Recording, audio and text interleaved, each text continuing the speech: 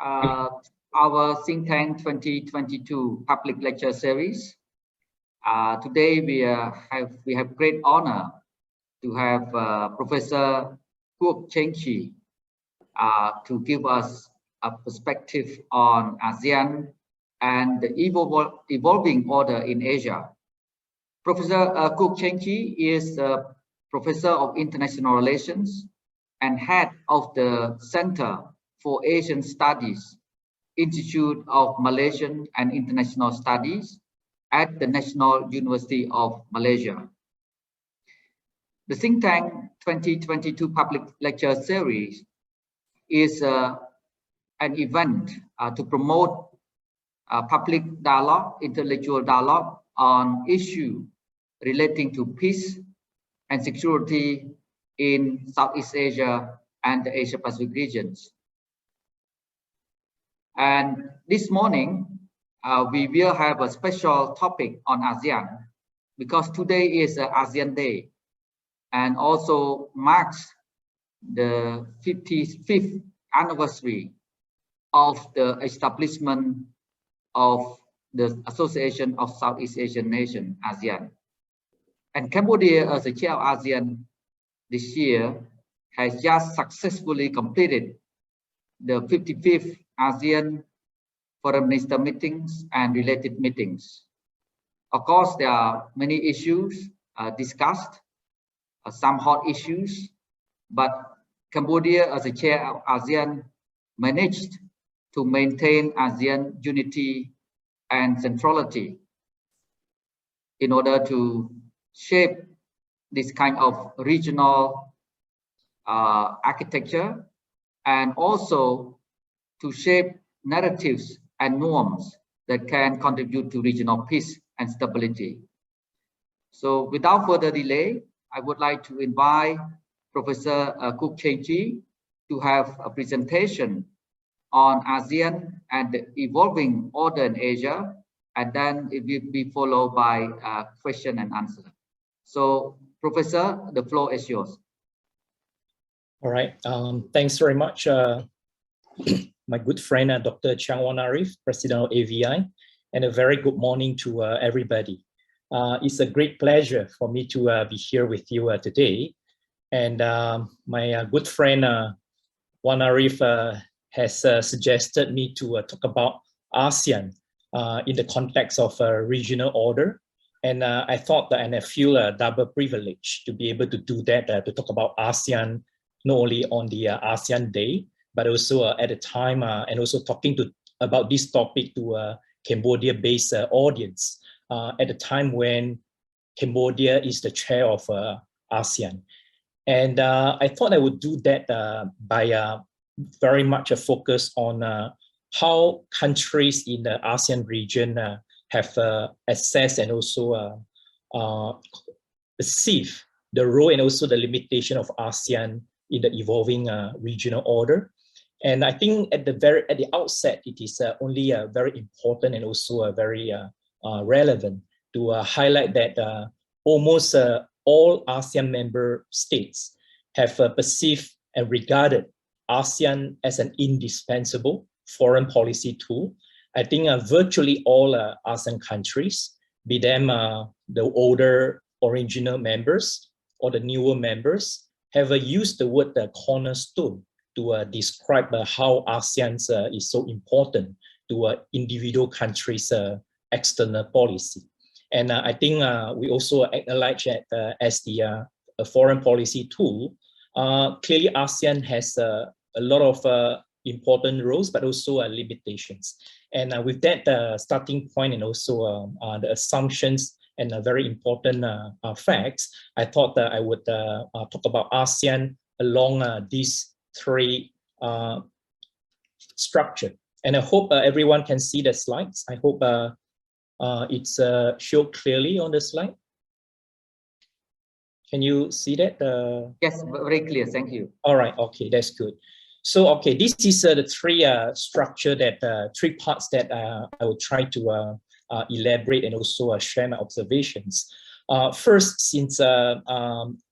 Vannarith wants me to talk about the importance and also relevance of ASEAN in the context of evolving regional order, I thought it's important for me to first talk about how, what do we mean by order? How do we conceptualize order? And then secondly, I will talk about the evolving order in Asia in the current context in light of the growing, the intensifying US-China rivalry, and also a wider power dynamics in and out of Asia.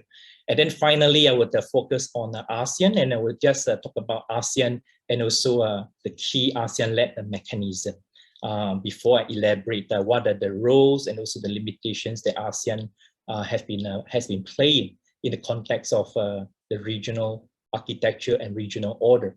So first thing first, about conceptualizing order. I think order really is about power. It's about power dynamics.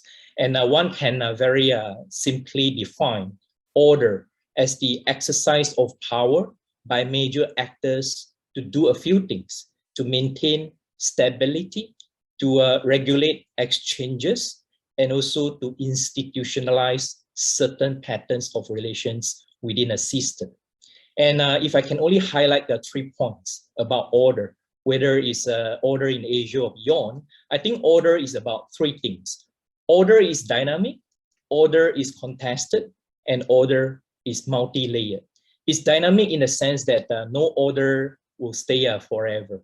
Even in Southeast Asia, we have seen that order in the region was a mandala order, but mandala order we knew that was replaced by a Western colonial order when Western powers came to the region, and then followed by a Second World War, the Cold War order, and we are still in a post-Cold War order, although some mention that post-Cold War order also have different phases, things that we might come to revisit later on during the Q&A.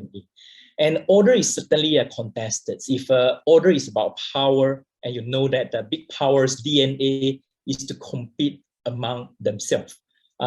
Earlier on, I think that was very clear during the European order, but clearly in the contemporary order, we know that the contemporary order, especially in Asia, has been hugely contested among the big powers of the day, mainly United States, but also China. And we would come to that later on during the Q&A, but let's move on to the third feature of order, which is order. It's multi-layered. There are multiple pillars. It would be wrong for us to assume that order means that there is only one single order, because the contemporary liberal international order is not just about the liberal powers. Clearly, there are multiple pillars that might overlap, might converge, but some operate outside of that liberal international order. And with that in mind, I thought that we should move on to illustrate what kind of regional order and how many pillars are there that we are witnessing as we talk. I hope everyone can see from this slide table that indicates the 4 pillars. I hope it's clear enough. All right. So if that is clear, I think let's focus mainly on the first and also second pillar, given the central topic of the day. So our focus, of course, is about second pillar, which many have described it as the ASEAN-led multilateralism. Some would use the word ASEAN centrality, meaning that those regional multilateral institutions that are centered on ASEAN, and that refers to not just ASEAN as a group, but also the ASEAN-led mechanism, referring to ASEAN Regional Forum, ASEAN +3, East Asia Summit, and ADMM+, things that we are going to visit and elaborate a moment later. And those second pillar mechanism, it's really operating on cooperative security. And this is quite a contrast to the first and the primary pillar of the contemporary order of the day, which is about US-led alliances. And US alliances in Asia, of course, are operating on the bilateral basis, unlike in Europe, in the form of NATO, is multilateral basis. But we know that the US-led alliances is operating on collective defense. It's based on a threat military security threat primarily. And then there is this very unique power relationship, which is that is asymmetry power relations, meaning that the US is the main dominant power, and then it has a secondary partner. In Asia, of course, we know that this refers to US Japan, US Korea, US Australia, US Philippines, US Thailand alliances. So that has been ongoing since 1950s, tracing back to the Cold War period. But during the post-Cold War era, as Cold War ended in late 1980s and early 1990s, we have seen that the second pillar, the ASEAN-led multilateralism, have slowly emerged and also institutionalized and expanded along the ASEAN-led mechanism that I mentioned earlier on, which I'm going to elaborate. But let's put that aside for the moment, because we are also interested in knowing and also trying to ask ourselves, in addition to the first pillar and second pillar, are there any emerging pillars that are shaping the region, that are bringing us both opportunities but also challenges and risks to countries in the ASEAN region as a smaller and also a medium-sized region? The answer clearly is yes, it's a very dynamic, and some would say that it's also a very fluid. For example, we can very easily identify there are two emerging pillars. China-led initiative in the form of Belt and Road, in the form of Lanchang Mekong, in the form of many other regional and global initiatives that are centered on developmentalism. It's clearly one such emerging pillar. And the organizing principle, as we all know very well, is along the so-called common destiny, quote unquote. And this is quite a contrast to the other emerging pillar that some have used the word Indo-Pacific partnership. They develop around what? The quadrilateral security dialogue, but we have also seen that this fourth pillar by now, by 2022, includes and refers to not only the Quad members of US, Japan, Australia, and India.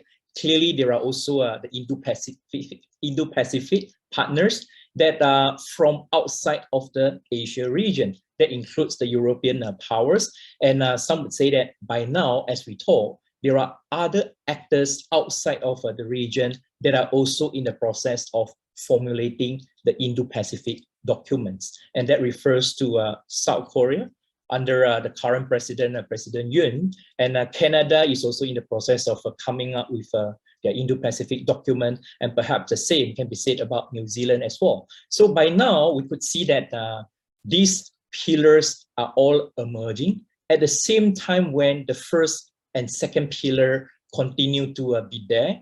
There are still very important, and there are some overlapping dynamics. For example, some might say that Indo-Pacific is very much built upon the basis of first pillar, the US-led alliances. But I think during the Trump years, we could see that the two might not completely overlap. And some would even argue that for many US alliance and also partners, the first pillar is the plan A, and the fourth pillar is among the key plans B, as things are getting more and more uncertain. Whether or not the trends will continue beyond 2024, that remains to be seen. And certainly we can say that there are these four pillars, they are competing, but they also coexist with one another for now.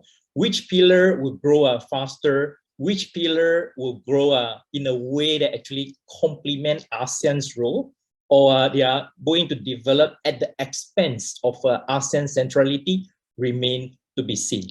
And there clearly are more and more evidences showing that things are getting more uncertain and more fluid at the moment.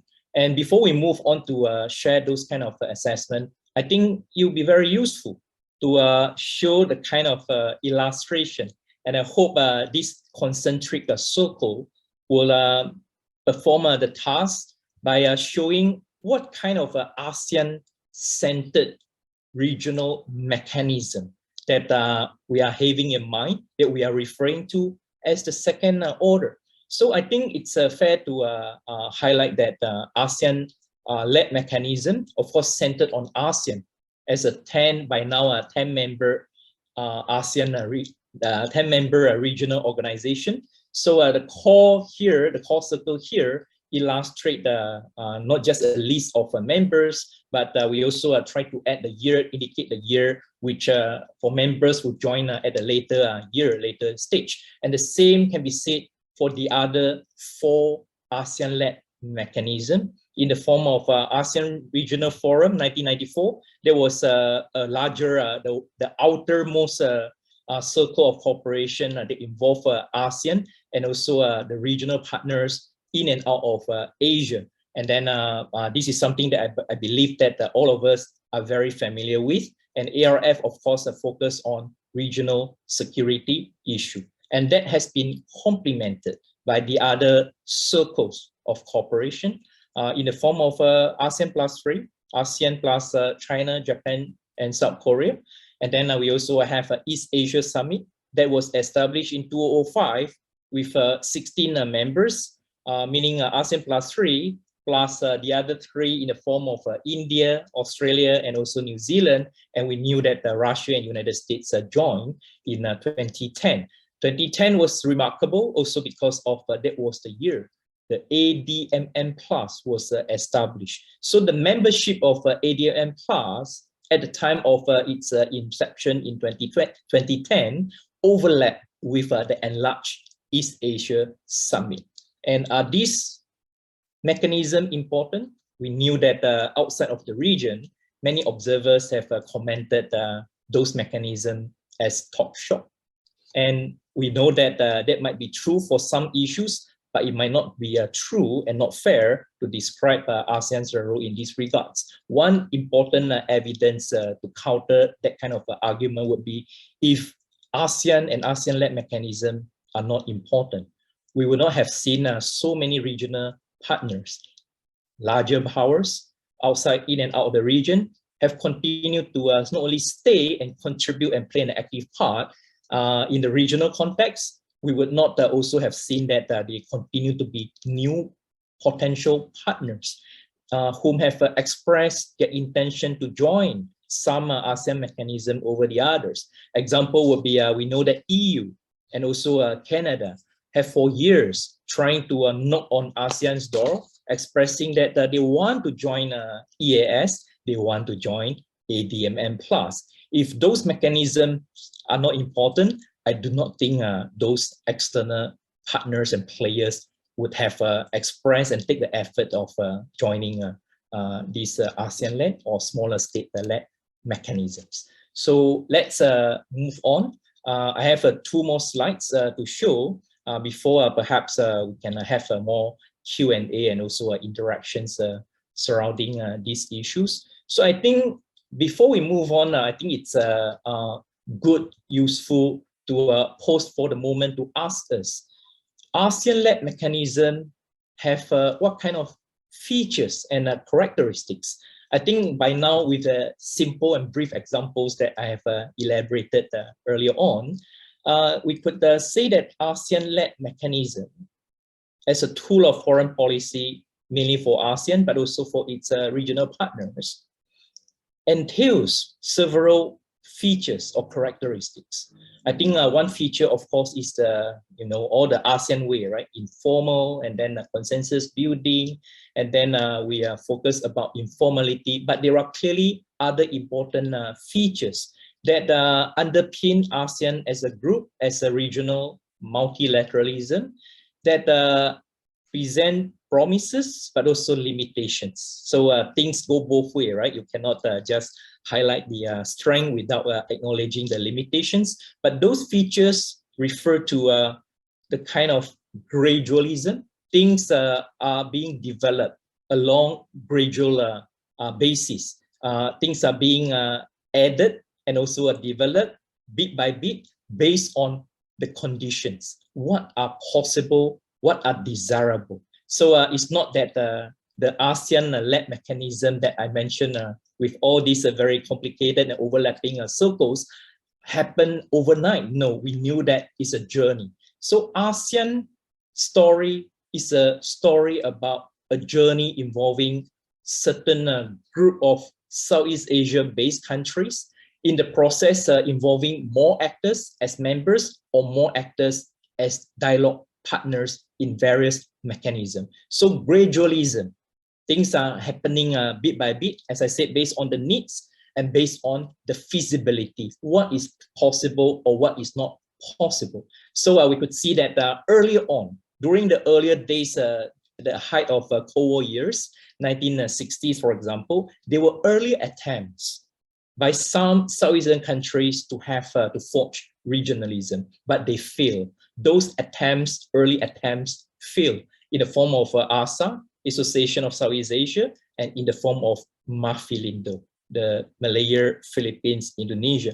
Those early attempts failed because of conditions were not right and because of the bilateral problems within those neighboring countries. But we knew that ASEAN was formed in 1967 on this date, August 8, and that was feasible at that particular time. But we knew that it took another one and a few decades for ASEAN to evolve from ASEAN 5 to ASEAN 6 when Brunei joined in 1984 when it obtained its independence, to the ASEAN 10, including all Southeast Asian countries in the region by 1990s. And we are referring to CLMV, Cambodia, Laos, Vietnam, and Myanmar as the new members when ASEAN underwent the enlargement from ASEAN 6 to ASEAN 10 in the 1990s. But that journey continues. As I mentioned earlier on, all the ASEAN-led mechanism was developed bit by bit at a time when regional countries faced some crises, and there was a need to form, for example, ARF to cope with strategic uncertainty in the post-colonial era. ASEAN Plus 3 was created in order mainly at the time to tackle the Asian financial crisis in 1997 and 1998. East Asia Summit and then ADMM Plus again were added layers to for ASEAN countries alongside its dialogue partners to cope with the larger power dynamics as things are getting more uncertain and also more fluid. And some might say the rest is history. So those kind of features clearly indicates that ASEAN and also ASEAN-led mechanism are very dynamic.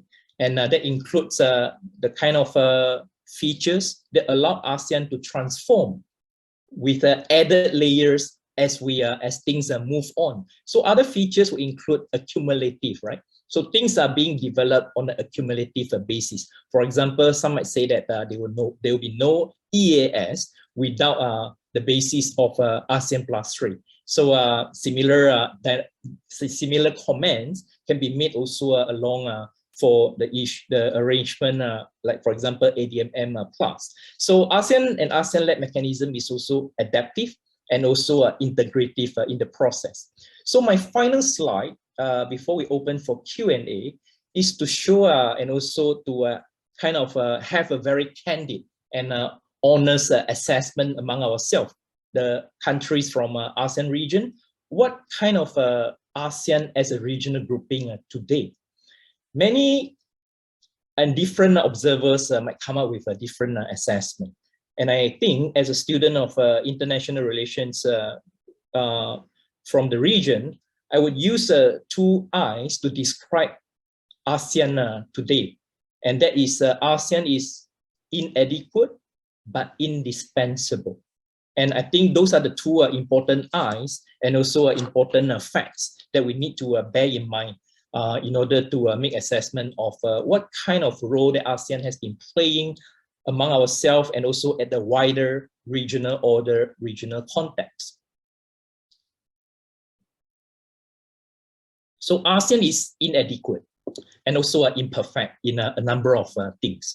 Many would very quickly to highlight the issue of Myanmar, for example, as we talk. So Myanmar problem, because of the sovereignty and also domestic issues, is really not something that ASEAN as a regional grouping can play a big role. And we would have to acknowledge the limitations in this regard. It doesn't mean that the ASEAN can do nothing, but it's just an indicator to show that ASEAN's role in coping and tackling those national sovereignty issues are more limited than in other areas. Similarly, for hard security issues, like for example, the situation in the South China Sea, for example, the issue of big power interaction, including, as we talk, the current ongoing tensions surrounding and over Taiwan Strait, is not something that the ASEAN as a regional grouping can cope very effectively. There is a limitation. It's good that the ASEAN foreign ministers have come up with a statement expressing our concern and also making an appeal that the two big powers need to manage and stabilize the situation. But I think very few people would expect ASEAN to do anything beyond that, because ASEAN, it's a regional grouping and not an alliance, and even alliance has its own limitations. Let's put that aside. But having acknowledged and recognizing the inadequacies and also limitations for ASEAN, I think it's also very important to highlight that still with those problems, ASEAN continue to be an indispensable entity. It is indispensable in a number of on a number of issues. For example, intra-ASEAN problems. ASEAN was established, the raison d'etre of ASEAN was established primarily to cope with problems within the member states of ASEAN. I mean, during the confrontasi that affect not just Indonesia and Malaysia, but also Brunei, Singapore, and then Thailand realized that we are on the same boat. We need to hang together, otherwise we'll be hanged separately. So the intra-ASEAN problem, intra-Southeast Asia problems are the main and primary issues that ASEAN as a group try to focus on. ASEAN cannot solve many problems, but without ASEAN, almost all of us, the old members and also the new members, will have even more problems and even greater problems, including those bilateral problems among many of us, if not all of us. So that's one important aspect that ASEAN continues to play a very important and indispensable role that many outside the region perhaps might have taken for granted. But there are other aspects that ASEAN's role can also be described as indispensable. We cannot live without, right? There is the management of big power politics.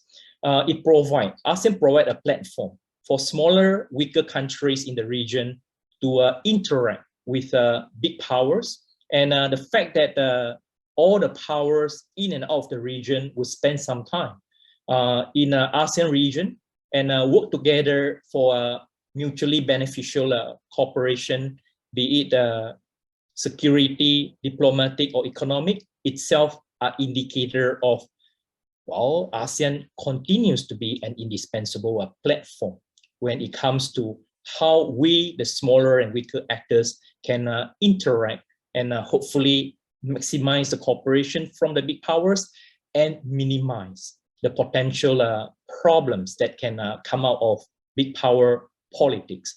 No organization or no tools can eliminate the big power tensions or risks, but at least ASEAN play a role to provide a platform to mitigate and also to reduce, while still able to cope with other challenges, such as non-traditional security challenges that clearly are transboundary and they clearly are shared problems for virtually all of us. So non-traditional security like piracy, like environment, like also cyber, like for example, also terrorism, so on and so forth, cannot be tackled by any single power.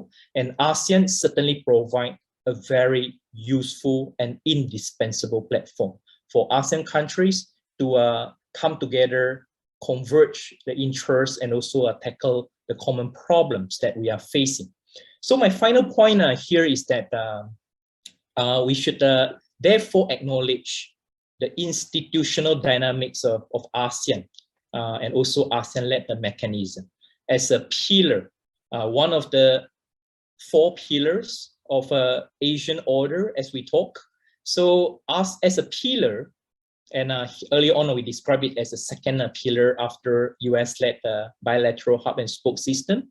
As a pillar, I think ASEAN-led mechanism clearly are important because of it provide an acceptable, not ideal, but not perfect for many of our larger partners in and out of the region, but at least is acceptable. And that acceptability by bigger powers as our partners within the ASEAN-led mechanism, the circles that we mentioned, simply because of we are weak. And we are weak in a sense that we are not another big power trying to compete with the other big members of big power clubs. And so ironically, the weaknesses on the part of Southeast Asian countries happen to be a strength in providing a space and also providing reasons for acceptability on the part of our much stronger partners to come and interact with us on the basis that these kind of inclusive interactions should benefit not just ASEAN member countries, but also should benefit those other partners as well. RCEP, Regional Comprehensive Economic Partnership, that was the product came up after 7-8 years of negotiation, was a good example to show that even as weak state-led mechanism, the ASEAN-led mechanism can benefit not just Southeast Asian countries. They also benefit the regional powers who have decided that it is also to their interest to embrace and to work together in the ASEAN-led mechanism. And all these are very important and even more important in the contemporary time.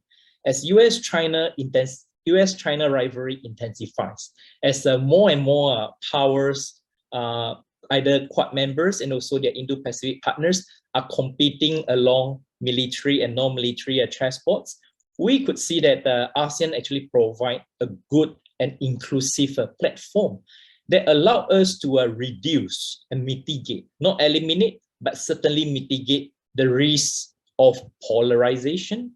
Either you are with us or you're against us. And it also allows us to ensure some form of ASEAN centrality, because we do know that Quad and many others are non-ASEAN initiatives. As a Quad and other mechanism grow stronger, the risk for ASEAN countries is that ASEAN and ASEAN centrality might be marginalized in the process. So I think the platform and the importance of ASEAN-led mechanism as a platform, it's becoming more important than before in order for us to work together, reduce polarization, but also reduce marginalization. And then we know the space for smaller countries to pursue activism and inclusive partnerships are really shrinking. But that is not because of ASEAN-led mechanism as a smaller state-led mechanism. It's only showing that it's a fact, it's an outcome that beyond any of us, but precisely because of that, ASEAN-led mechanism provide an indispensable platform for us to work together, and in the process, try to include as many powers and players as possible for mutual benefits. With that, I will stop, and then back to you, Dr. Chheang, and I open any comments and also questions from the audience. Thank you very much, Professor Cheng-Chwee, for very insightful presentation. I think a lot of concepts, perhaps we need to seek your further elaboration and explanations. You mentioned about the strength of ASEAN as ASEAN-led regional security mechanism is based on cooperative security. So perhaps if you could define what does it mean cooperative security for our participant, it would be grateful. Thank you very much. I thought that is an excellent question. That allowed me to elaborate. I know I was not able to elaborate too much because of the time constraint. So it's to address this issue, Vannarith, I think we could say that cooperative security as an organizing principle entails a number of things that are very different from, say, collective defense. As mentioned, collective defense is threat-based. So countries come together to form a military alliance because of they see a common threat. So their actions are very much targeted at a certain specific direct threat, direct country.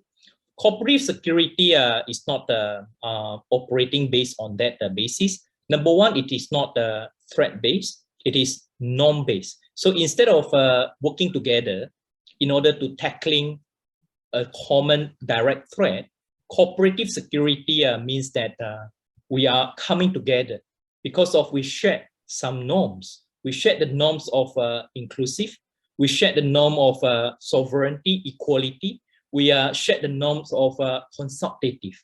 Even if we are concerned about certain things, we think that talk is better than fight, and then jaw may be better than war. And this cooperative security, the norm-based arrangement, might not be able to tackle any immediate security threat, but in the absence of a direct profile, straightforward threat, cooperative security, because of the norm-based, because of it is not targeted at anyone, it is a diffuse arrangement, allow countries to work together, manage conflicts that might not be able to be resolved anytime soon, like for example, South China Sea.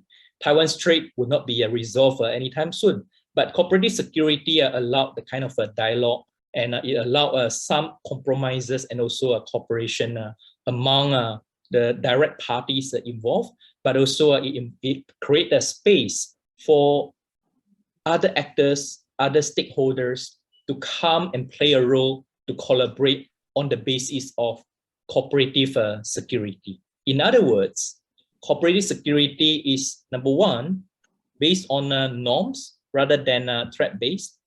Secondly, it is very much operating on the basis of, as I mentioned, consensus and also consultation building. And more importantly, cooperative security also is being operationalized on the basis that security can be maximized through dialogue and cooperation rather than confrontation and conflict. Thank you. Does it also include this kind of practical and functional security cooperation, and also the concept that your security is my security and my security is your security? So in other words, 10 years ago, Cambodia proposed this concept of security connectivity, because ASEAN have a master plan on connectivity, but it doesn't have a pillar on security connectivity. Do these two, functional security cooperation and security connectivity, fall under this cooperative security?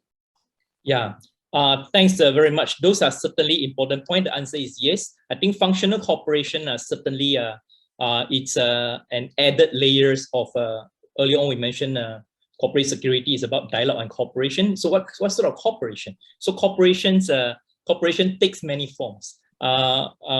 Functional cooperation certainly is one important aspect, and some might also say cooperation on developmental regionalism issue are certainly a key domain and sector for cooperation, even though they might not be directly about security. But I think in Southeast Asia, many of us, because of our earlier experience and also contemporary problems, we think that developmental arrangement and also regional arrangement are security issues because of they are the basis of internal resilience and also external resilience. So I certainly think that when if we unpack the word cooperation, you can see that those are, number one, functional cooperation, as Dr. Chheang mentioned and highlighted, and it also refers to those kind of developmental economic cooperation that are the basis of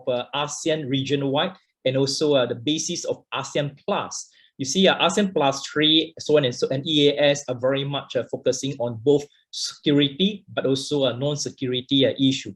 In other words, ASEAN story, it's a story of we believe that security can be pursued through multiple forms of cooperation: functional cooperation, development cooperation that everybody wants, and finally, the so-called hardcore security cooperation. But again, I think security has a wide kind of application, right? Security can mean traditional military security, but also non-traditional security, as we mentioned earlier on. So it's very interesting for Cambodia and very important for Cambodia to highlight that when we talk about cooperative security or security cooperation, let's also talk about security connectivity. And I like that phrase because security connectivity, it's inclusive enough, it's broad enough to actually encompass many forms of security cooperation. It can refer to those bilateral security cooperation or ASEAN-wide, meaning all 10 ASEAN countries, or even ASEAN Plus. So things that involve other countries beyond ASEAN context, we would also connect and collaborate those security issues, be it traditional or non-traditional. So very important points. I completely agree with you, Dr. Thank Cheng. you. The third pillar here, you mentioned about the emerging third pillar. China-led regional order here, focus on common destiny or share a community of shared future. Now a community of shared future become more kind of frequently used by the Chinese leaders than the common destiny.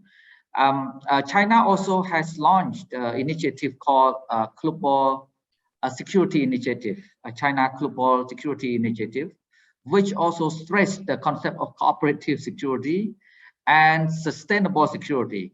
I'm not sure how does China define sustainable security, but that is quite interesting concept.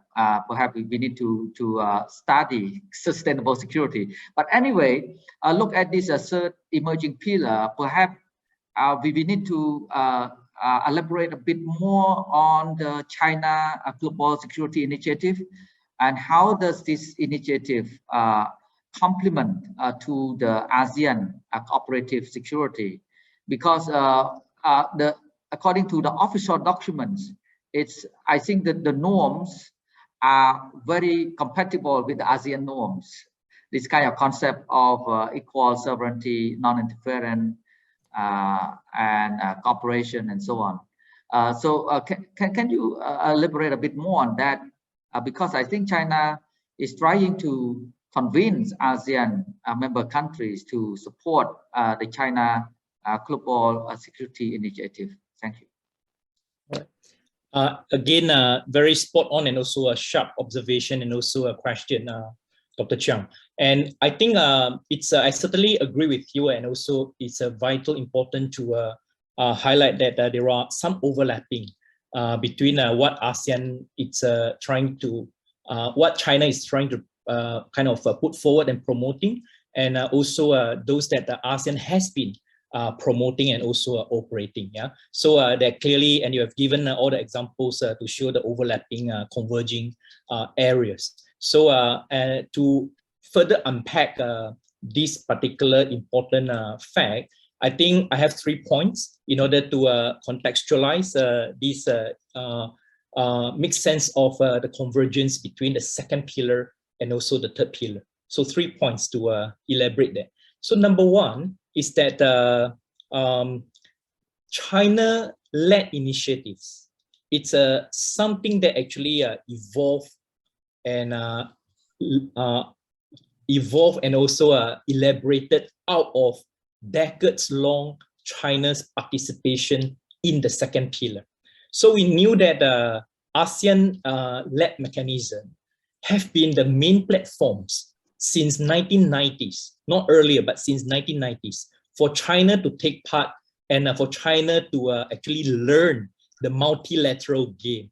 We knew that back in 1990s, China was very uncomfortable with multilateralism. They think that multilateralism means that other countries, including ASEAN countries, try to gang up together in order to target China on South China Sea issue, on Taiwan issue, and maybe other issues. So China was very, very nervous. But it was an ASEAN-led mechanism because of the ASEAN way of informality and also inclusivity, convinced China that multilateralism can be a good thing for other powers outside of ASEAN, including China.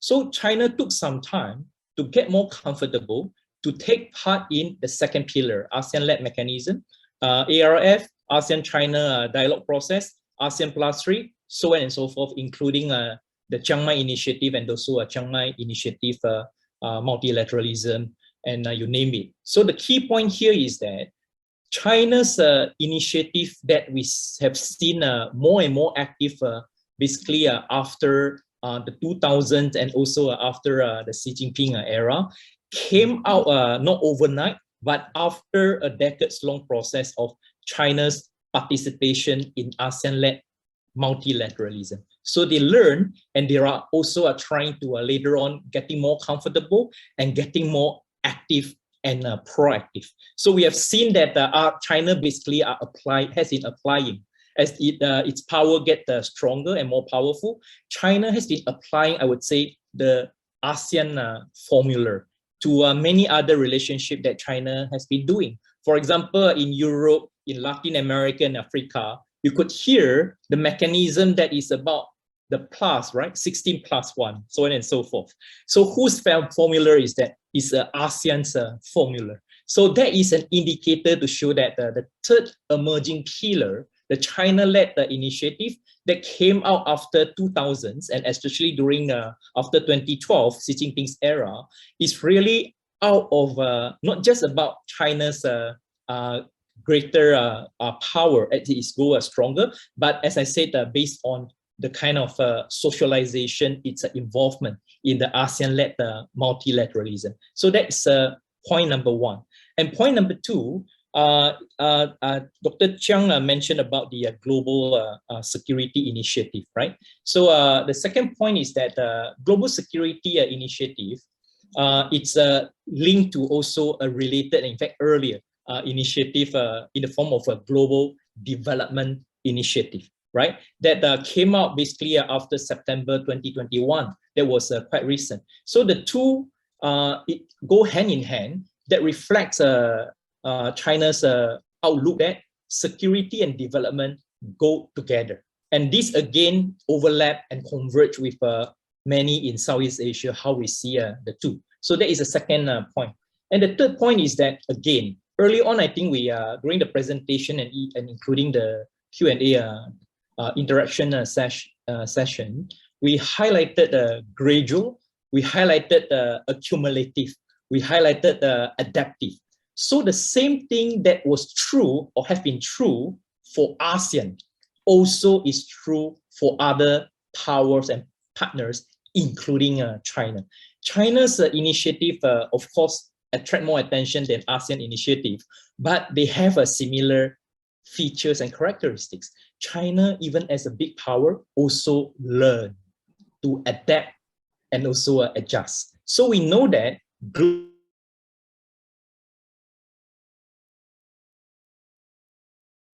as I said, since September 2021, is itself an elaboration from what all of us are very familiar with by now, which is BRI, right? So Belt and Road Initiative has been ongoing since 2013, as Xi Jinping first proposed One Belt and One Road, and then renamed in as Belt and Road Initiative in 2015. So I think by now, of course, the Belt and Road has brought a lot of kind of opportunities, but we also know there are some problems, challenges surrounding Belt and Road. So I think Global Development Initiative, some describe it as kind of a larger package of a Belt and Road, and can be also seen as a rebranding exercise.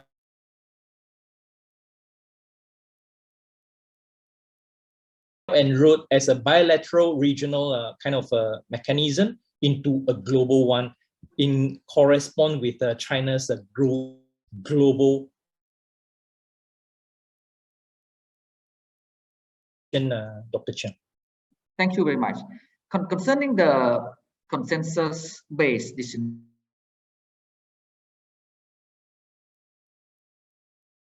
change that norm. Do you think it's a wise move for ASEAN to change consensus-based decision-making? How about other dialogue partners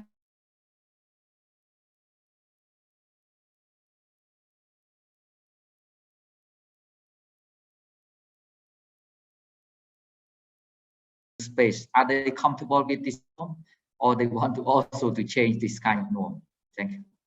Yeah, thank you so much. Yeah, so I guess the short answer is that as in many other things in life, ASEAN's consensus basis interactions as one of the so-called ASEAN principle, ASEAN way, certainly has some benefits, but also have some liabilities.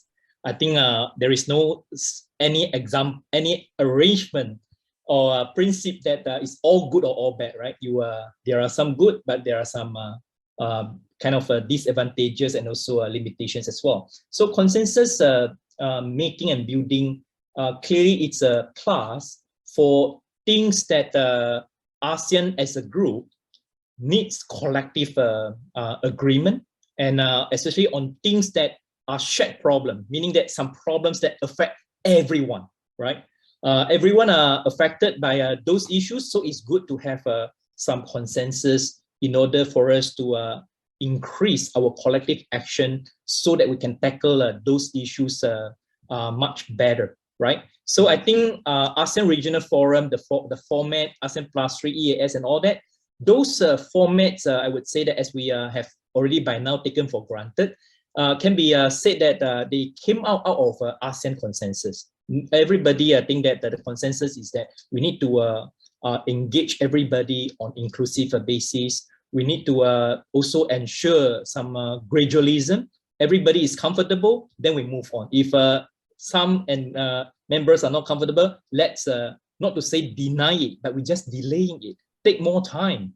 Things takes time to manage and resolve. So consensus is a good norm, is a good principle for things that affect everybody, and therefore ASEAN-wide cooperation, ASEAN-wide consensus is key to ASEAN centrality.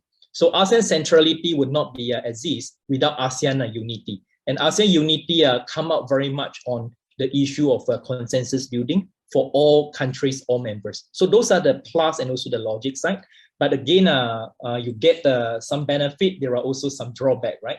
But the problem is on problems that only affect some, not all. It's very difficult to get consensus for everyone. South China Sea, for example, right? Or some kind of non-traditional security on piracy, on gray area problems. It affects some countries deeply, but it might not really affect other countries. On those issues, consensus building, it become a liability, a baggage, because of others kind of indifferent or more less than active approach might delay or even derail the process. And therefore, I think ASEAN countries as a group and together with regional partners, I think have come up with some, what I would say as added layers. So they are not necessarily to replace ASEAN as a group or ASEAN consensus principle, but added layers, they come together. So example would be some, we don't really call it as such, right? But it happens, which is ASEAN minus, right? Some ASEAN minus arrangements. Some today, I think the more fancy word to describe that is mini-lateralism, meaning that it's 3 and more, but not as many as the multilateralism arrangement that we have in mind. So some key example would be Malacca Strait Petro. Malacca Strait Petro is a regional mechanism, regional initiative, right? So it involved only 3 countries, later on 4 countries, not all ASEAN countries. So would that kind of ASEAN indigenous mini-lateral arrangements undermine ASEAN centrality and unity? The answer is no. Because why? It is the relationship is complementing, augmenting the ASEAN-wide arrangement and consensus, right? But because of the asymmetric interest problem, I think we in Malacca Strait, the littoral states in Malacca Strait, Indonesia, Malaysia, and Singapore did not expect that the Malacca Strait Patrol should involve everybody other than these three countries. Thailand make more sense, which is why later on when Malacca Strait Patrol took off, then Thailand was invited to join. So we could see also some. Actually, we are pragmatic enough, we meaning ASEAN members, are pragmatic enough to recognize that not and ASEAN unity is important, and it's good to have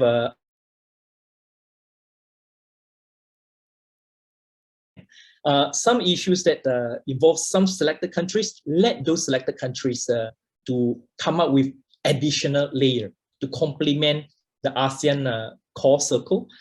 So MST is one, Malacca Strait Patrol is one example. Another example would be the TCA, right? The trilateral cooperative arrangement in the Sulu Sea area. Again, it started by three countries, different set of three countries, Indonesia, Malaysia, and Philippines. But in recent months, there are also talks to invite, say, Brunei to also join. So whether or not this will also expand, it remains to be seen. But I do think that there are good examples, Vannarith, to answer your questions that consensus building, it's really important, but it's useful for many arrangements that affect everybody. But consensus can be a liability because it might delay and even derail some cooperation because of asymmetric interest. But it doesn't mean that ASEAN is kind of inactive in this issue. I think the examples that I mentioned are examples to indicate that there are awareness and there are also actions to complement, to address that issue by coming up with different layers of arrangement. Minilateral is one such arrangement, but you can also see bilateral diplomacy is also other examples where sometimes you need to take some bilateral interactions in order to overcome or augment the situation where consensus is not possible among the 10 ASEAN countries. Thank you, Professor Cheng-Chwee. We have a question from the participant here with regards to how can ASEAN manage major power relation, and he or she refers to the recent meeting between ASEAN and dialogue partners, and there are some incidents that some foreign minister walk out the room when the other minister speaking, and this is kind of similar to what happened in G20 or APEC. So how can ASEAN manage this kind of major power tensions? And as we all know now, it's the geopolitical fault lines is getting thicker and very highly uncertain. So in other words, the wall is being built across the world, geopolitical wall. So how can ASEAN break down this wall and build this kind of inclusive security cooperation or international order by embracing all major powers and manage their attention as well? All right, excellent question. So I guess there are a few points that can be made. One is that I have always think that ASEAN countries are very pragmatic. We are pragmatic because of several reasons. That's point number one, right? We are pragmatic for several reasons because of history that we are all victims. We are all victims of big power action reaction. Southeast Asia history is a history of big power politics, the colonization part, the Cold War part, and the current US-China rivalry. And so meaning that the current power dynamics as we talk, for us, is not new. It's only the latest formats or dynamics of an older issue. That's point number one. We learn from history. We learn from the ongoing situation that we just need to be pragmatic in acknowledging that power and big power action reactions will always be there. There are inconvenient, sometimes they are so annoying, and sometimes, they are not only unpleasant, but they actually affect all of us in one way or another, right? Some more so than the others. So I think we are pragmatic in recognizing that, yeah, those realities are not very sweet and pleasant realities, but we have to acknowledge that they are there. That's point number one, right? So we cannot stop some representative of some powers to walk out or say anything. It's beyond us. We simply do not have any magic arrangement to prevent that from happening. If you try to come up with a magic arrangement, you are creating problems for yourself, right? So I don't think any ASEAN members are so naive to think that we need to prevent this from happening. We know it's impossible. I think we are pragmatic enough. That's point number one. Point number two, realistic and pragmatic acknowledgement does not mean that we are doing nothing. We are just like, passive, acknowledging the reality and let it happen, and then we do nothing. I do not think that is the case. ASEAN pragmatism means activism. ASEAN pragmatism means activism in the sense that, and that's my second point, in the sense that as we acknowledging the realities that we might not like, but is there, we are trying to take some active actions, right? That try to mitigate, not eliminate, not prevent, but mitigate and also mitigate the challenges, the possible negative consequences, but more importantly, and I do think that there is a consensus for all ASEAN countries in one way or another, we try to create some space for everybody to have some maneuvering and also fallback, right? Create some space, and we try to not let anyone lose face. That is something that I think is part and parcel of ASEAN activism, and try to do something that might not be able and aim to prevent, but at least to mitigate. If certain things happen, do we still have space to correct the issues, reduce the damage, and allow some space for everybody to continue to work together, either to move on or to manage those issues and also create cooperation. So I could give some examples, right? What kind of activism that we are referring to. And activism means that you need to be as creative and innovative and courageous enough. Sometimes courageous, innovative in the sense that by all means, if you need to use multilateralism approach to tackle that, you use that. If minilateralism, you will use that. If bilateralism, you will also use that. One example would be Indonesia's G20. This is outside of ASEAN, but I think it will be a good example to show ASEAN pragmatism, right?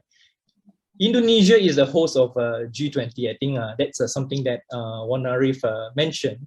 So, there was a walkout episodes, right? Of course, it's kind of like awkward and difficult for Indonesia as a host. So Indonesia cannot stop that from happening.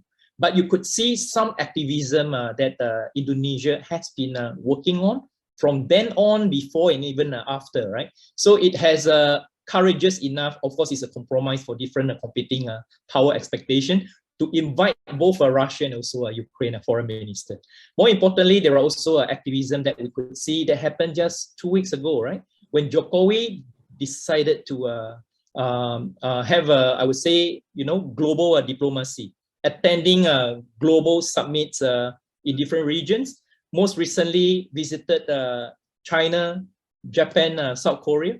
That's bilateralism, right? So those are part and parcel of Indonesia activism that try to not to prevent those things from happening, but try to minimize the challenges, the damage, while creating space for, can we still talk? Can you please still come to attend the summit level meeting? And we will be able to still allow everybody to collaborate. So that's a second point about ASEAN pragmatism, about activism. And then finally, there are some, I would say, gold standard principles that ASEAN and almost all ASEAN countries have been pursuing and also kind of emphasizing whenever we could, right? that is about impartiality and inclusivity. We knew that we need to be impartial in any big power competition, either between US and Russia over the Ukraine issue, or between, say, China and also US. I think ASEAN's approaches, as you could see, it's on the basis of we need to be neutral and impartial. We try to send signals to every powers here and there that we are not taking sides. We might disagree with some actions, like the Russians' occupation, invasion of Ukraine. We disagree with that. But we also know that there are many complex dynamics involved in that issue. So we still insist that we are not taking sides. So that's one approach and one principle that the ASEAN countries have been emphasizing. And the other than impartiality would be inclusivity. Again, I think we try very hard to include everyone. Despite differences, despite some diverging perspective, I think ASEAN countries try very, very hard to include everyone as much as possible so that eventually we create some space for cooperation.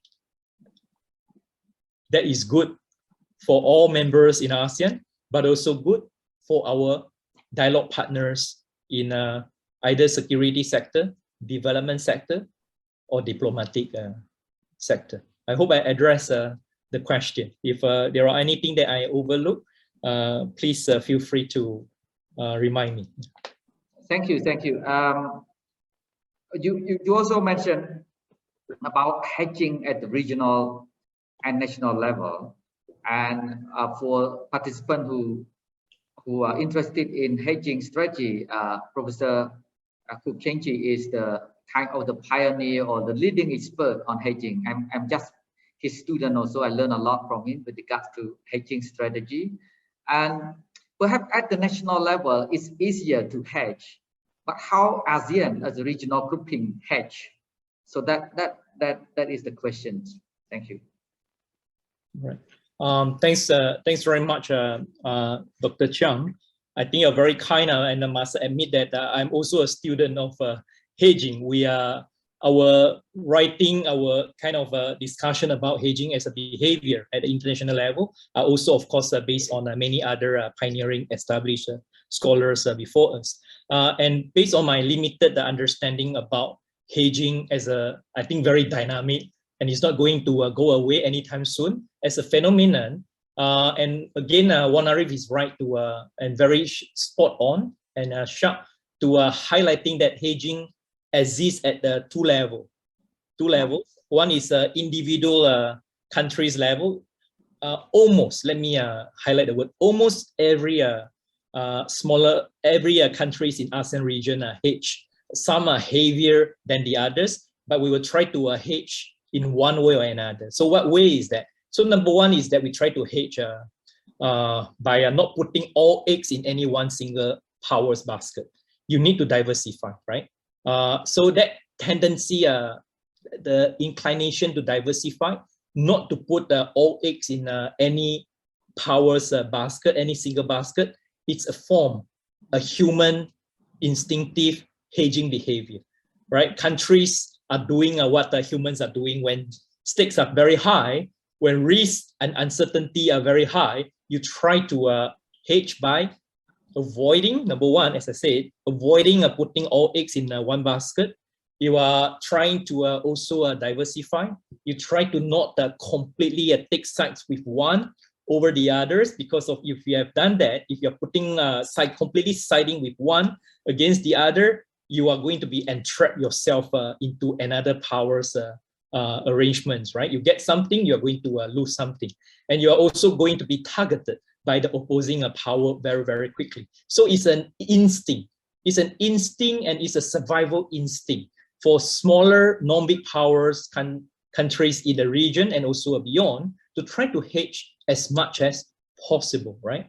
And to hedge, it means that sometimes you need to do something that are contradictory so that you will not put yourself in a rigid situation. For example, I think almost every country, right, in the region, whenever we try to upgrade our cooperation, say with China, at the same time, we make it a point that we also need to upgrade our cooperation with other powers. Can be US, can be Australia or Japan, so on and so forth. You need to have that kind of contradictory kind of actions, and contradictory meaning that sometimes when you say yes to one power, at some point you also need to say no.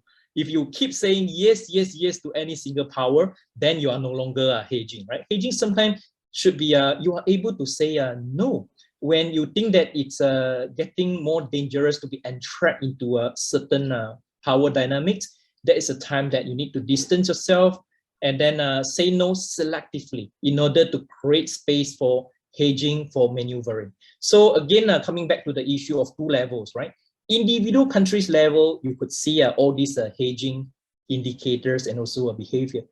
At the group level, the ASEAN level, my tentative observations to answer your question, Vannarith, is that there are clearly signs and evidence that ASEAN tried to hedge as a group, even though, and let me emphasize, so that I will not get any protest notes from ASEAN Secretariat, right?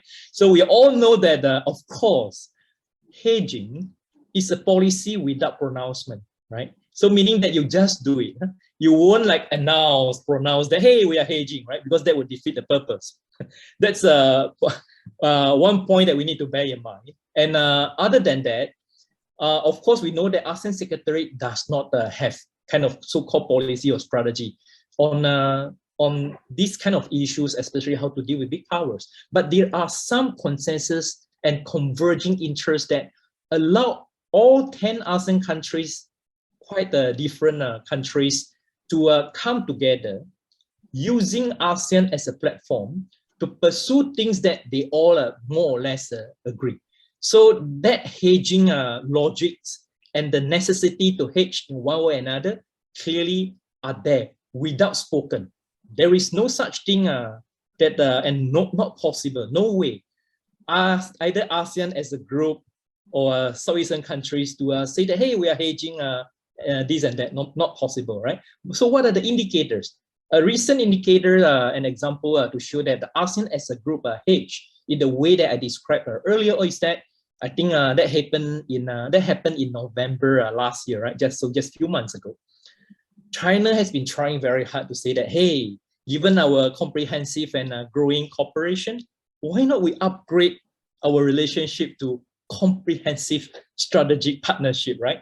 So if ASEAN is not hedging, right, we would completely say yes when the moment China proposed. Then we are expecting getting a lot of benefits, right, in one way or another.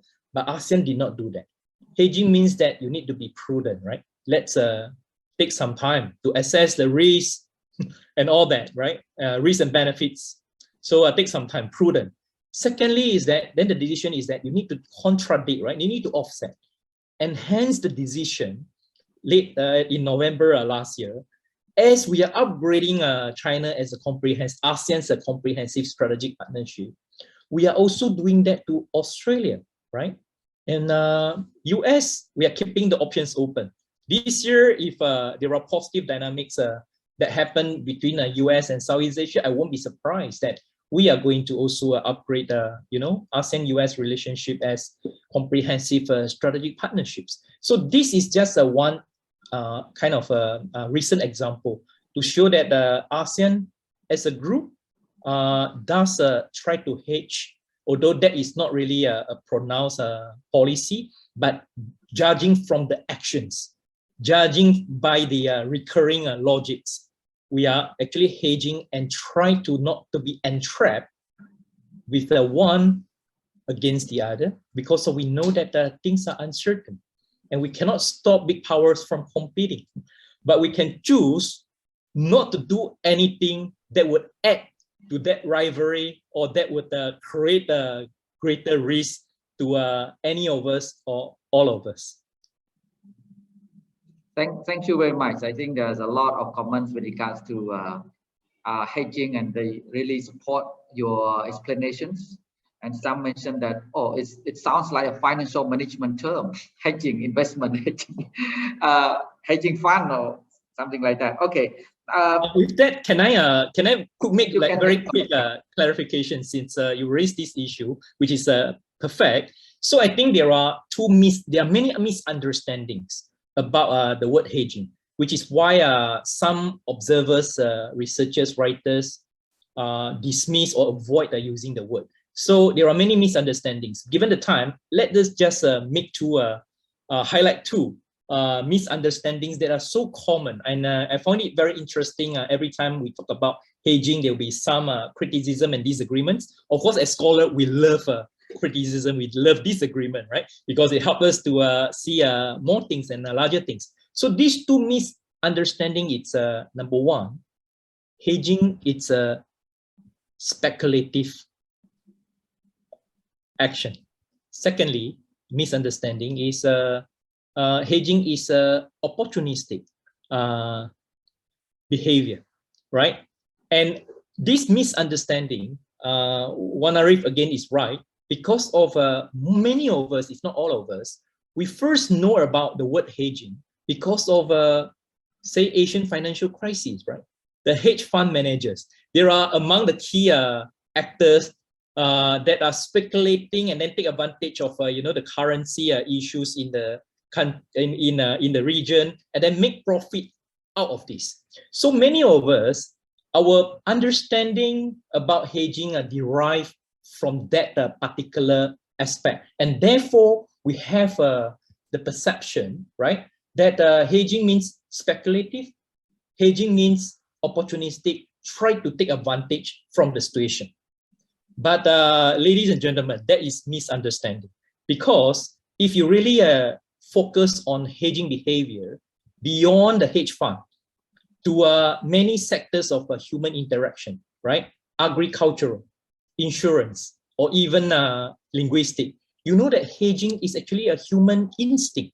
Human instinct in the sense that you will hedge when under two conditions. High stakes, there is a big loss and big gain, depending on what you position yourself. The other one is high uncertainty. High uncertainty meaning that you simply do not know how things will evolve. But you do know that precisely because of you do not know how things will evolve, you need to make sure that you have some insurance arrangement. Insurance arrangement meaning what? You need to make some payment, right, to prevent something that you do not want to see from happening. You do not want to see things that happening, but you do know that that might happen, right? But if that happen, whatever you are investing, putting, buying, spending some money to buy a policy in premium, the premium for some policy arrangement, will help you to mitigate the loss if the things that you are willing to see does happen.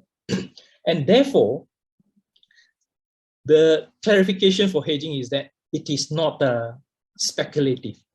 Hedging is not about making speculation. Actually, hedging is about avoiding speculation because of you do not know whether for how long US will continue to be here. You do not know for how long China will be your friend, right? You might go a different direction. You do not know how stable or unstable US-China relations will be. So nobody is making any speculation. We are hedging because of we are trying to avoid that speculation. That's a clarification number one.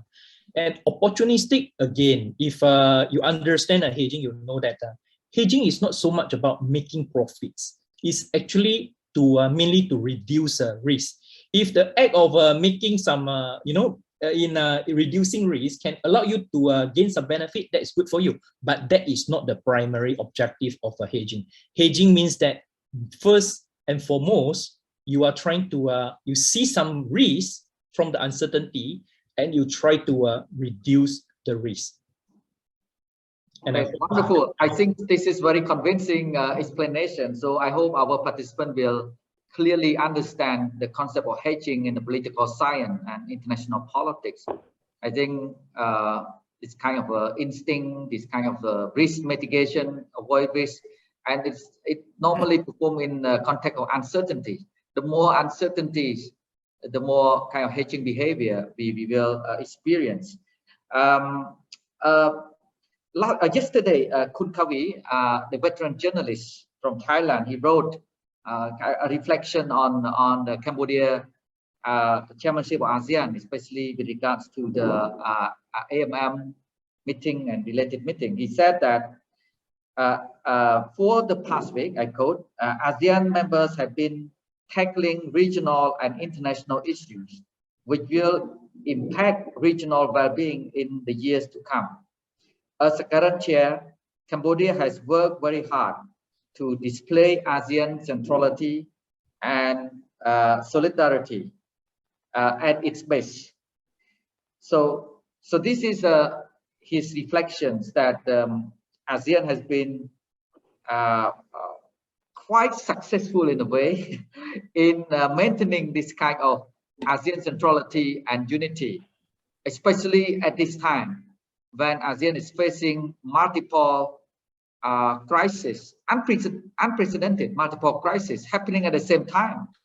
The cross-strait tensions, escalating cross-strait tension, and the ASEAN meeting taking place at the same time. So that is his view, and I would like to seek your kind of reflections on this ASEAN Foreign Minister meeting and the Cambodia chairmanship. Yeah, Kavi is a good friend, and of course I admire. I have long followed his writings even when I was a student. So I like a lot of points that he observed and he made, and I completely agree that with his and also your assessment, Vannarith, that ASEAN at the moment, Southeastern countries are all facing not only one but multiple crises, and those crises are very unprecedented, right? They are all very serious, and then they are all happening at the same time. As you are trying to cope with one of them, there are many other crises that are happening, adding complexity and also adding risk and challenges. And we are referring to not just the ongoing Taiwan issue, right? We are also having in mind what is going on in Ukraine, and of course, closer at home, the COVID situation, the economic situation, and let's not forget also the domestic governance issues, right? All politics is local, and ASEAN countries for sure. We are not seeing all these external crises and challenges as this is something that out there, right? But we are also more concerned because of they have implication on the domestic governance. And a fact in life for all of us in ASEAN region is that we all know that domestic challenges are actually more severe for us at home, and external problems are there. There might not necessarily be more important than the domestic one, but it does add to the challenges and also the problems, right? And precisely because of that growing complexity, Vannarith, I would add that fit into the hedging paradigm, right? That show to us that things will continue to be uncertain. And what have happened over the last 2-3 years and recent months and recent weeks and different days only added to that uncertainty. So it means that the uncertainty is actually deepening. The uncertainty of the problems, but also the uncertainty of who really are your threat and challenges and who are your solutions are not clear-cut. Almost every power, almost every issue give you some hopes, but also they give you some headaches, right? And you cannot say that I want to choose one over the other. Impossible. And it also showed to us that if I can kind of relate to us, Kuick's observation, and precisely because of that, ASEAN centrality is indispensable, and it's necessary, because without that ASEAN as a platform, we cannot tackle any of these unprecedented crises and challenges. We would be on our own, and imagine that kind of a situation. So it's a clearly good example to show that ASEAN is not perfect, it's sometimes not effective, but it is so important to all of us. And again, nobody is is so naive to think that ASEAN is a sufficient external tool. No. ASEAN is indispensable, it's a cornerstone, but it is not enough. You need to add other tools, bilateral diplomacy, some minilateral arrangement, some regional and global multilateralism, and even some selective limited alignment. And that, I think, would be some consensus in the ASEAN region. We might not see leaders articulate as such, but that has always been the logic. And as I said, there are the logic for small state survival because of we are so nervous as things are becoming more and more uncertain. Which, if I can relate those points immediately to, I think we have 2 questions being posed, and perhaps I can quickly relate to that, because I think the first question from an anonymous attendee is actually invite us to elaborate and link our discussion with what is going on surrounding China, right? Taiwan issue, Taiwan problem, Taiwan issue, and then the South China Sea issue. Whether or not China will become China's growing assertiveness and even aggressiveness vis-a-vis Taiwan will be also extended to South China Sea. So I guess most of us would immediately say that yes, it's possible, and that is precisely one of the uncertainties that we mentioned. And we do not know what is the likelihood. Nobody can say for sure that how many out of 100%, how many percentage of China will or will not do that. You simply do not know. Even things that you think not likely, it might still happen, right? Russian invasion of Ukraine is just another example. But on this issue, China's possible actions in Taiwan and then South China Sea, I think, again, many experts focusing on China would tell us that it's, of course, anything is possible, but they will tell us that not highly likely, primarily because of many important reasons. The indicator is that even on Taiwan issue, there are already indicators that China is kind of like wrapping up some of these military shells over Taiwan. That shows that it's not China's intention or goal to escalate, and that might also bring to direct military confrontation. It's very unthinkable. And then a more important reason, earlier on we mentioned all politics is local, right? Again, I mean, the timing of Chinese politics, as we talk, is that either Xi Jinping or whoever is there, right, will know that, again, the bigger and more pressing issues are domestic. I do not think it's very unlikely for any leaders to facing the kind of challenges, domestic challenges, to want to escalate the external issues. So I would say that as of now, things are unlikely. And bearing in mind also the 20th, the CCP party, the 20th CCP party congress in mind. And then finally, Jesslyn Tan has invited and linked to John Eikenberry's dual hierarchy theory, right? Meaning that we exist in 2 sphere of kind of influence or order. Many countries are seeing US as a source of security support, and trying to relying on US for security and relying on China on economics. I think that was true for many years, but it's getting increasingly kind of blurred and also complex in recent years, because of you could see that even though that is continued to be true, but you could see that US is also trying to come up with some economic mechanism, IPEF being one of it, to try to show that the US is still an important economic actor. So the efforts are ongoing there.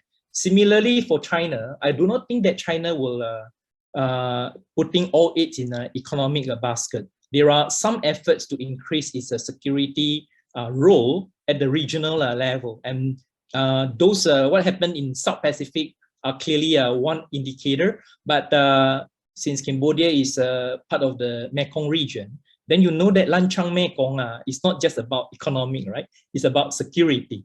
In the name of a non-traditional security, what is going on in Mekong River, Mekong safety, you are also, I think China clearly see that as an opportunity and as a platform for Beijing to increase its regional security role. So I would say that those kind of trends will continue to happen in the coming years. So I do not see there will be a clear dual hierarchy in Asia, at least in Southeast Asia, as we see it. Things are going to get more complex and intertwined for the years to come.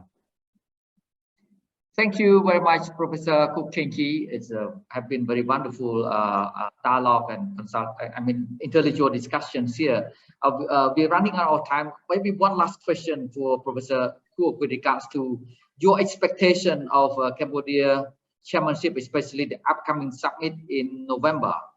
What will be the stumbling blocks? What are the risks? How can we mitigate that risk and uncertainties? Thank you very much. Given the time, let me have a very quick one. I think what Coick acknowledged and highlighted, giving a lot of credits and good credits to Cambodia's chairmanship will be, I think, deepened and will be kind of like, if not completely proven. So I think the contribution, the important roles of Cambodia as a chair of ASEAN in multiple issues will be even more clearer and more evident with more examples. So that's certainly something that we can expect, but we could also expect that there would continue to be some issues, and those are really beyond anyone's chairmanship, whether it's Cambodia or other countries. Those problems will be there, and I'm referring to, say, for example, the Myanmar issue, right? So I do not think that anyone would expect some breakthrough on the Myanmar issue. So things that we've been seeing over the last 1 year, almost 2 years or so, will continue to be there. So there will be one issue. And the other issue, and that's maybe unique to Cambodia chairmanship, would be South China Sea, right? 10 years ago, where 2012, there was a situation where for the first time, ASEAN was not able to come up with a joint statement.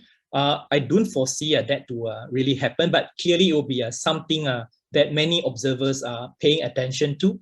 And whether or not we would see a COC anytime soon, but again, I think some remain hopeful.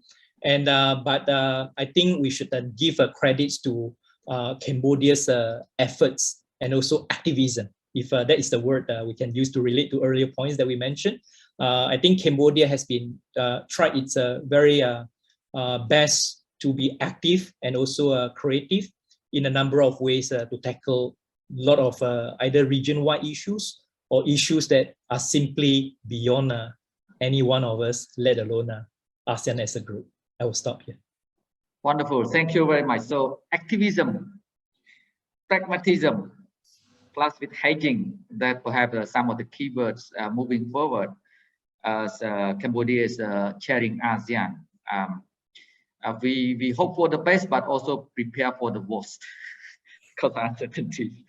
And once again, thank you, Professor Cheng-Chwee, for spending your valuable time with us today. Very insightful. We have learned a lot from your intellectual discourse and presentation. And today is ASEAN Day, so happy ASEAN Day and happy 55th birthday of ASEAN. We all celebrate ASEAN together today. So once again, thank you very much and stay safe and sound. Thank you. Thank you, Vannarith. Thank you, everybody.